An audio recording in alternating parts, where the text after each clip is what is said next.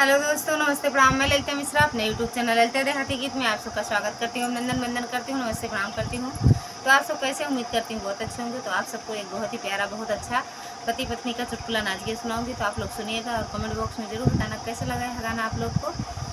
और अगर मेरे चैनल पर आप लोग नए हैं तो वीडियो को लाइक शेयर, चैनल को सब्सक्राइब कर देना, अपना प्यार दुलार आशीर्वाद देना, अपना सपोर्ट बनाए रखें ताकि आप सबके बीच में हम भी इस चैनल के माध्यम से बने रहें। राधे राधे दोस्तों। नजर लागी राजा तोरे बंगले में, नजर लागी राजा तोरे बंगले में, नजर लागी सैया तोरे बंगले में, नजर लागी पिया तोरे बंगले में।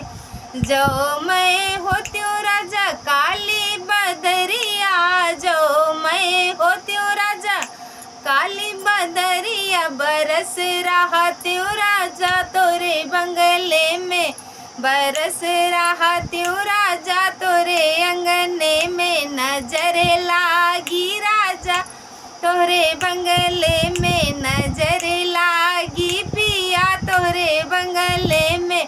जो मैं होती हूँ राजा काली कोयलिया, जो मैं होती हूँ राजा काली कोयलिया, कुहुक रहा त्यों राजा तोरे बंगले में, कुहुक रहा त्यों राजा तोरे अंगने में। नजर लागी राजा तोरे अंगने में, नजर लागी राजा तोरे बंगले में।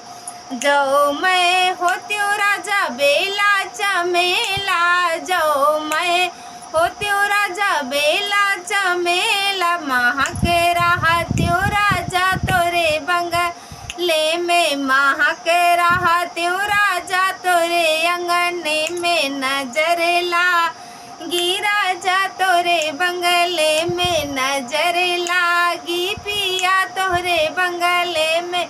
जो मैं होती हूँ राजा तोहरी दुल्हनिया, जो मैं होती हूँ पिया तोहरी दुल्हनिया, ठुमुक चलती हूँ राजा तोरे बंगले में, ठुमुक चलती हूँ पिया तोरे अंगने में। नजर लागी राजा तोरे बंगले में, नजर